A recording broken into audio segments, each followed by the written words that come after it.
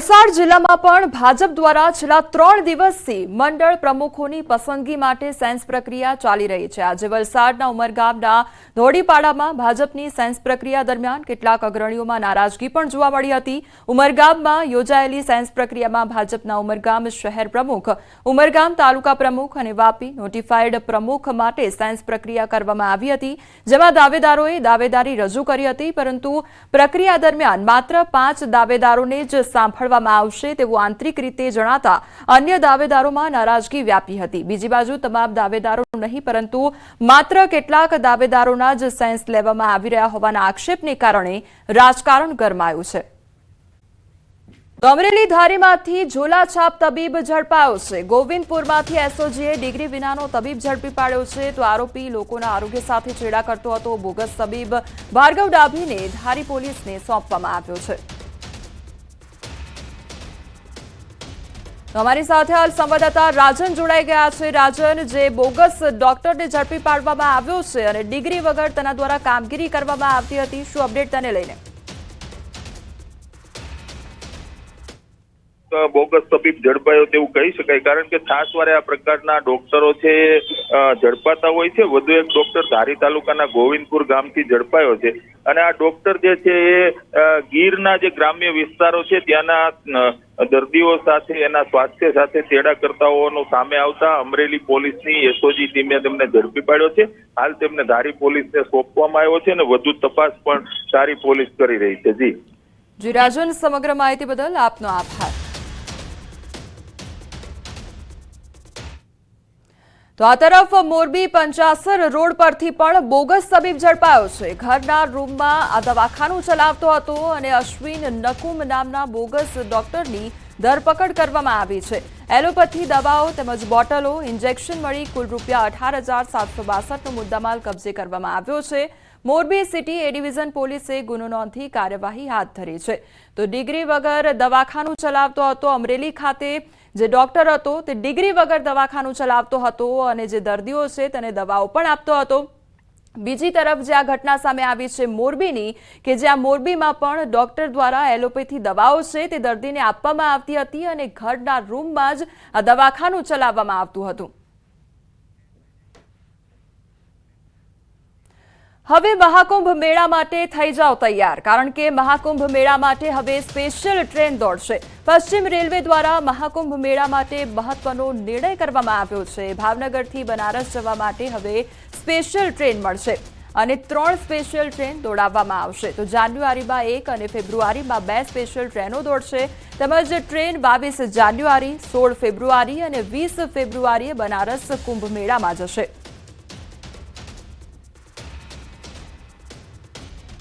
રાજકોટ શહેરના નાગેશ્વર વિસ્તારની ચોંકાવનારી ઘટના સામે આવી છે। યુનિકેર હોસ્પિટલના ડોક્ટર જિગીશ દોશીની ગંભીર બેદરકારી સામે આવી છે। તો ડાબા પગના ઓપરેશન સાથે જમણા પગનું પણ ઓપરેશન કરી કાઢ્યું। સપના પટોડિયા નામની દર્દીનું એપ્રિલ 2024માં ડાબા પગના ઓપરેશન સાથે ડોક્ટર દોશી દ્વારા બેદરકારીપૂર્વક તેમના જમણા પગનું પણ ઓપરેશન કરી કાઢવામાં આવ્યું। રાજકોટ ખાતે પોલીસ દ્વારા પ્રેસ કોન્ફરન્સ કરવામાં આવી રહી છે। સીધા જઈશું તે તરફ। તો જે નગમાબેન છે એમના નવલસિંહના સંપર્કમાં આવ્યા અને બંનેમાં મિત્રતા થઈ। પછી નગમા જે છે એ નવલસિંહ ઉપર લગ્ન કરવા માટે પ્રેશર કરતી હતી। નવલસિંહ એમને ના પાડતો હતો, અથવા એ પણ કહેતો હતો કે અમુક સમય પછી અમે લગ્ન કરી લઈએ। પછી નગમાના જે વલણ હતું કે તમારી સાથે લગ્ન કરવાના જ છે એ ચાલુ રહ્યું। તો નવલસિંહે આ વિચાર્યું કે હવે નગમાને રસ્તાથી હટાવી દેવાના છે। તો નગમાને પોતાના ઘરે બોલાયા અને એમના મર્ડર કરીને એમની બોડીના કટકા કરીને મોરબી જિલ્લામાં દાટી દીધેલ હતી। તે સંબંધમાં ત્યાં મોરબી જિલ્લામાં ગુનો પણ દાખલ કરવામાં આવ્યો છે। હવે આ જે કાદરભાઈ છે એમના પુત્રી નગમા એ ગાયબ હતી, તો એ પોલીસ પાસે જવાનું કહેતા હતા। નવલસિંહ પાસે એમની જે અવરજવર હતી એ ચાલુ હતી, કેમ કે નવલસિંહ ઉપર એમને કોઈ શક ના હતો। નવલસિંહ કેમ કે ભુવા હતો અને કાદરભાઈની ફેમિલી પણ તાંત્રિક વિદ્યામાં વિશ્વાસ કરતી હતી, તો એમને લાગ્યું કે નવલસિંહ જે છે અમારી સમસ્યાનું નિરાકરણ કરી દેશે। નવલસિંહ કહેતો હતો કે તમારી જે પુત્રી છે નગમાબેન એ ટૂંક સમયમાં પરત આવી જશે. પણ ફરીથી લગભગ 15થી 30 દિવસ પછી નગમા પરત નથી આવી, તો એ લોકોએ ફરીથી કીધું કે અમે પોલીસ પાસે જવાના છે. તો નવલસિંહના દિમાગમાં આ હતું કે આ લોકો પોલીસ પાસે જતા રહે તો અમારા જે આ ભેદ છે ખુલી જશે અને નગમાના મર્ડરમાં હું જેલમાં જતા રહીશું. તો આ ત્રણેય લોકોને પોતાના રસ્તાથી હટાવવા માટે નવલસિંહે આ પ્લાન ઘડ્યો. એમના જે દૂરના સંબંધી થાય છે જીગર ગોહિલ, એમને અમદાવાદથી બોલાયો અને કાદરભાઈની ફેમિલીને કીધું કે જેતપુર પાસે એક દરગાહ છે, તમે ત્યાં આવી જાઓ અને ત્યાં એ તાંત્રિક વિદ્યા કરીએ. આ તાંત્રિક વિદ્યા કરવાથી તમારા જે પુત્રી છે નગમાબેન એ પરત આવી જશે અને તમારા જે આર્થિક સંકટ છે એનું પણ નિવારણ થઈ જશે અને તમારા પુત્ર આસિફ જેના લગ્ન થતા નથી એમના લગ્ન પણ થઈ જશે. તો એ લોકો ઝાંસામાં આવીને ત્યાં જેતપુર પહોંચી ગયા. ત્યાં દરગાહ પાસે તંત્રવિધિ કરી. પછી ત્યાંથી એક બીજી દરગાહ ઉપર તંત્ર વિધિ કરવા માટે અહીંયા પડધરી પોલીસ સ્ટેશનની હદમાં રામપર ગામ પાસે આવેલ અને ત્યાં અંધેરો થઈ ગયો હતો. નવલસિંહને લાગ્યું કે આ ઉચિત સમય છે, તો એમની પાસે જે ઝેરી દવા હતી એ પીવડાવીને અને આ ત્રણેય લોકોના એ મર્ડર કર્યો છે. જે સુસાઇડ નોટ મળી હતી એમાં શું લખ્યું હતું ને કોના દ્વારા લખવામાં આવ્યું? આ જે સુસાઇડ નોટ છે એ ખરેખર નવલસિંહ ચાવડા દ્વારા ચોટીલા ખાતે ત્યાંથી કાગળ લઈને પોતાની ગાડીમાં બેસીને ત્યાં નવલસિંહે આ સુસાઇડ નોટ લખી હતી અને આમાં લખ્યું હતું કે આર્થિક સંકટના કારણે અને હોસ્પિટલમાં જે વધારે ખર્ચો અમારો થઈ રહ્યો છે એના કારણે અમે સુસાઇડ કરી રહ્યા છીએ અને આમાં કોઈ બીજાના વાંક નથી. એ કન્ડિશનમાં ત્રણેય લોકો મરી આવ્યા એટલે એને કઈ રીતે, કારણ કે દવા એમને તો ઓલા લોકોએ પીધી નહીં હોય, કઈ રીતે પીવડાવી હતી? આ લોકો કન્વિન્સ કર્યા હતા એને કે શું કઈ રીતે? હા, એ કે આ દવા છે, આ માતાજી જે છે મેલડી માતા એમના પ્રસાદ છે, આપ આ દવા પી લો અને પછી આપને દરગાહમાં જઈએ, જેથી કરીને આપના જે તમામ સંકટો છે એ દૂર થઈ જશે.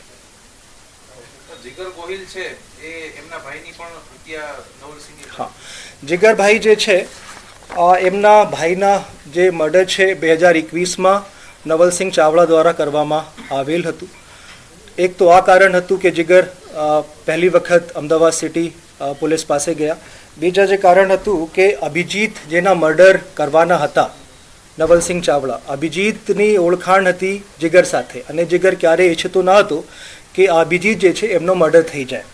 અને ત્રીજો, જીગરને આ ખબર હતી કે જે 3 મર્ડર અહીંયા કર્યા છે પડધરી પોલીસ સ્ટેશનની હદમાં, એ જીગરને બધી ખબર છે અને નવલ આ ઈચ્છે છે કે હવે જીગર પણ મારા રસ્તાથી હટી જાય, તો જીગર નેક્સ્ટ ટાર્ગેટ બની શકે એના પણ ડર જીગરમાં હતો. નવલસિંહ સાથે કેટલી હત્યામાં જીગર એની સાથે રહ્યો છે? એ 3 હત્યાઓ જે છે આમાં તો છે જ અને જે નગમાની હત્યા થઈ વઢવાણમાં આમાં પણ આનું રોલ છે. એ 4નું રોલ અત્યાર સુધીની તપાસમાં અમારી સામે આવ્યું છે. જીગર સામે કોઈ અન્ય ગુનાઓ નોંધાયેલા છે? એક ગુના એના વિરુદ્ધમાં નિકોલ પોલીસ સ્ટેશનની હદમાં નોંધવામાં આવેલું છે. એ 324 આઈપીસી મારામારીના ગુનો એના વિરુદ્ધમાં દાખલ થયેલું છે. થઈ ગયું, હવે હિન્દીમાં શું કરવું?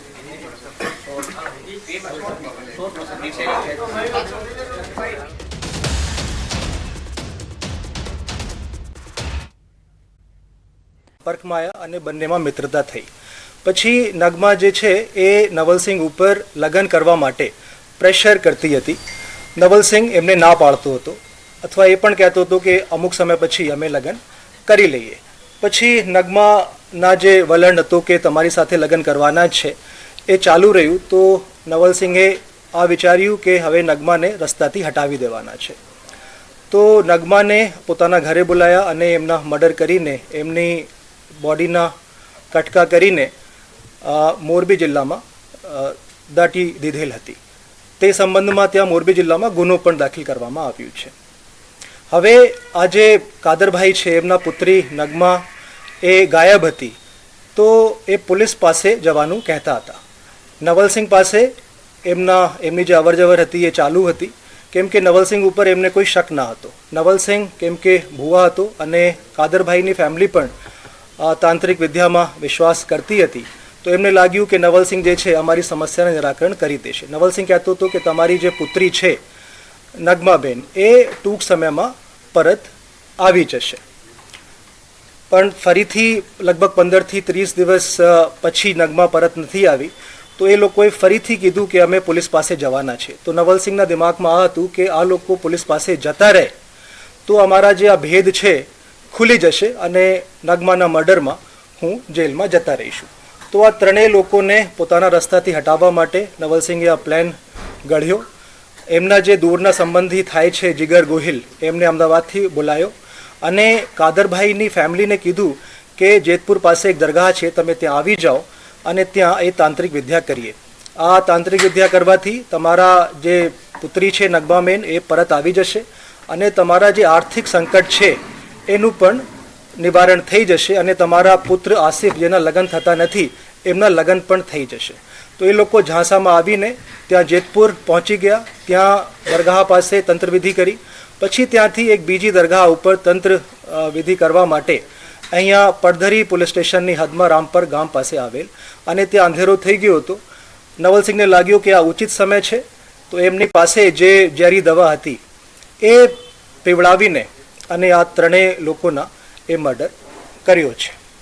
જે સુસાઇડ નોટ મળી હતી એમાં શું લખ્યું હતું ને કોના દ્વારા લખવામાં આવ્યું? આ જે સુસાઇડ નોટ છે એ ખરેખર નવલસિંહ ચાવડા દ્વારા ચોટીલા ખાતે ત્યાંથી કાગળ લઈને પોતાની ગાડીમાં બેસીને ત્યાં નવલસિંહે આ સુસાઇડ નોટ લખી હતી અને આમાં લખ્યું હતું કે આર્થિક સંકટના કારણે અને હોસ્પિટલમાં જે વધારે ખર્ચો અમારો થઈ રહ્યો છે એના કારણે અમે સુસાઇડ કરી રહ્યા છીએ અને આમાં કોઈ બીજાના વાંક નથી.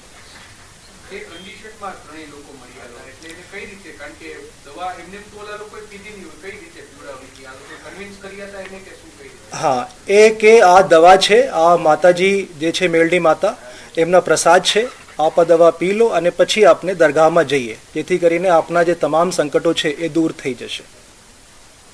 જીગર ગોહિલ છે એ એમના ભાઈની પણ હત્યા નવલસિંહે. હા, જીગરભાઈ જે છે એમના ભાઈના જે મર્ડર છે 2021માં નવલસિંહ ચાવડા દ્વારા કરવામાં આવેલ હતું.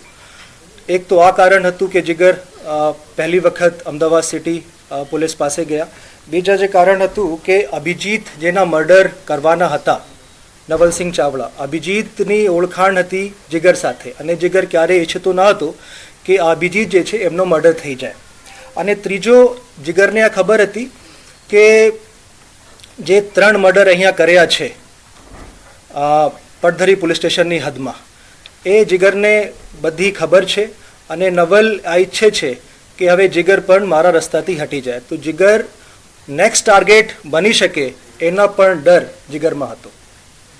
નવલસિંહ સાથે કેટલી હત્યામાં જીગર એની સાથે રહ્યો છે? એ 3 હત્યાઓ જે છે આમાં તો છે જ અને જે નગમાની હત્યા થઈ વઢવાણમાં આમાં પણ આનું રોલ છે. એ 4નું રોલ અત્યાર સુધીની તપાસમાં અમારી સામે આવ્યું છે. જીગર સામે કોઈ અન્ય ગુનાઓ નોંધાયેલા છે? એક ગુના એના વિરુદ્ધમાં નિકોલ પોલીસ સ્ટેશનની હદમાં નોંધવામાં આવેલું છે. એ 324 આઈપીસી મારામારીના ગુનો એના વિરુદ્ધમાં દાખલ થયેલું છે. થઈ ગયું, હવે હિન્દીમાં શું કરવાનું?